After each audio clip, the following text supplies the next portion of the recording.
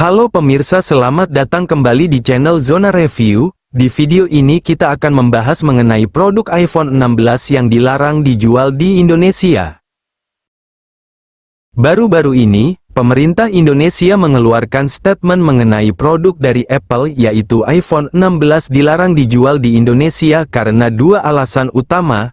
Pertama, Apple belum memenuhi sertifikasi tingkat kandungan dalam negeri, TKDN, yang diperlukan untuk produk telekomunikasi, karena komitmen investasi sebesar 240 miliar rupiah dari total 1,71 triliun rupiah belum dilunasi. Kedua, ada permintaan dari Apple untuk tax holiday selama 50 tahun, yang dianggap tidak wajar oleh pemerintah. Meskipun demikian, pengguna masih dapat membawa iPhone 16 untuk penggunaan pribadi dari luar negeri.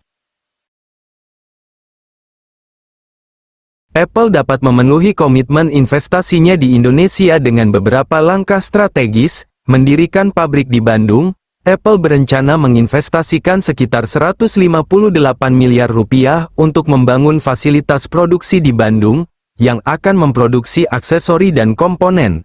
Memenuhi syarat TKDN, investasi ini bertujuan untuk memenuhi syarat tingkat komponen dalam negeri, TKDN, sebesar 40%, yang merupakan persyaratan untuk menjual produk seperti iPhone 16 di pasar Indonesia. Berkolaborasi dengan pemasok lokal, Apple akan bekerja sama dengan pemasok lokal terdaftar untuk meningkatkan kehadirannya di pasar dan mendukung ekonomi lokal.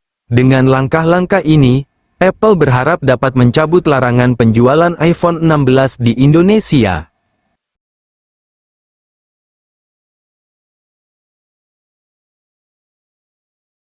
Apple mendirikan pabrik di Vietnam sebagai bagian dari upaya untuk memperluas kapasitas produksinya di Asia Tenggara. Foxconn, mitra perakitan utama Apple, telah membuka pabrik baru di Bac Giang, Vietnam, dengan investasi mencapai 300 juta dolar. Selain itu, Apple juga merencanakan produksi perangkat seperti MacBook di Vietnam, mengalihkan sebagian produksinya dari China. Sementara itu, Indonesia belum menjadi lokasi pabrik Apple karena tantangan terkait regulasi dan kebutuhan untuk memenuhi persyaratan tingkat komponen dalam negeri, TKDN.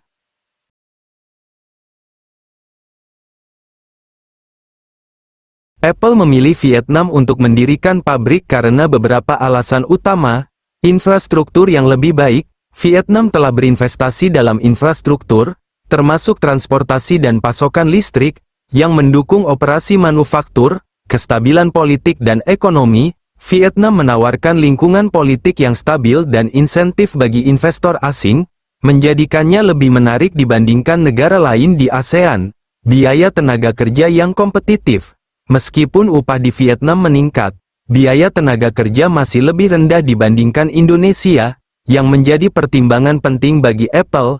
Dekat dengan China. Lokasi Vietnam yang dekat dengan China memudahkan akses ke rantai pasokan dan pengurangan risiko gangguan.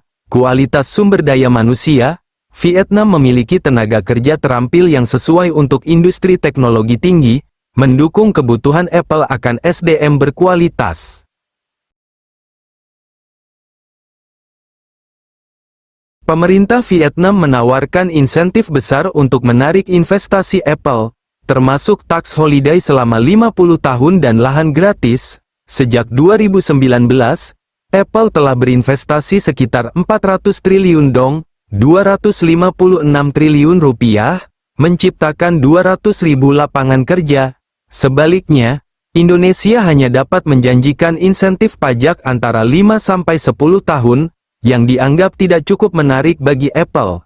Stabilitas politik, biaya tenaga kerja yang lebih rendah, dan kebijakan perdagangan yang ramah juga menjadi faktor Vietnam lebih menarik bagi Apple dibandingkan Indonesia.